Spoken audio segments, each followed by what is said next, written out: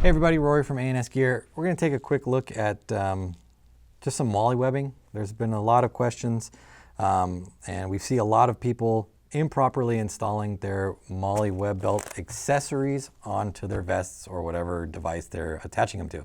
So we just want to give you a quick instructional video on how to properly weave your Molle vest accessories onto your vests.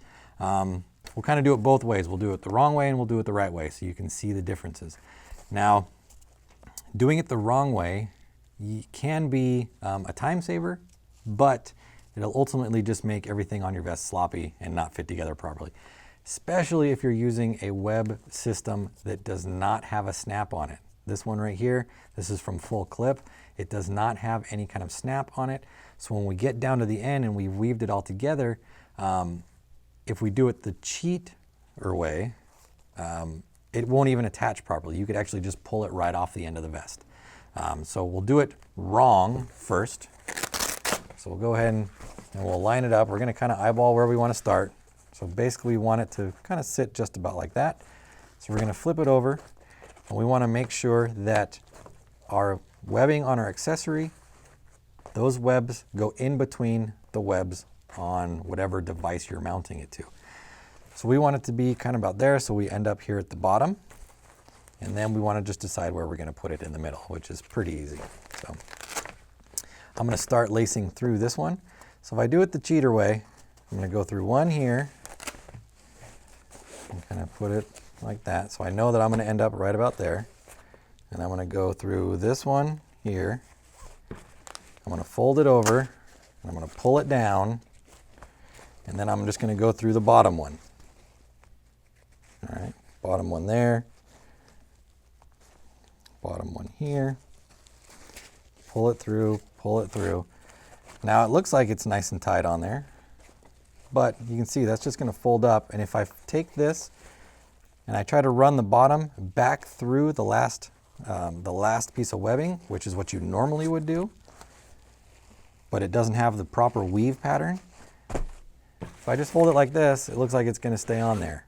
But if I was to grab it, I could just pull it right off. It's not going to hold tight on there. So to do it properly, it does take a little bit more time, so we'll make this as quick as we can. But we'll show you how to do the proper weave pattern. We're going to start off the same way. We're going to go through the first set of webbing on our vest, like that. But then instead of just going down to the next one, we're then going to go through the first set of webbing on the accessory itself. So we'll run that up through the webbing.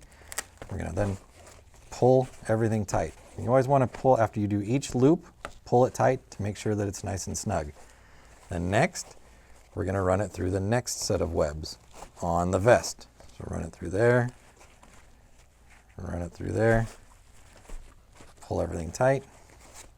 Now back up through the accessory webbing, up and up. And you're going to continue this pattern, pulling tight after every one, all the way down to the bottom.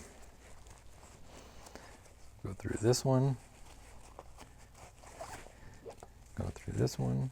The nice thing about this accessory from Full Clip here is this bottom section actually is stiff, so it makes it easy to push through the webs. If you're using one that was just cloth all the way around, it could be a little bit more difficult, but it just takes time and you'll get there. So we're going to pull that down, down.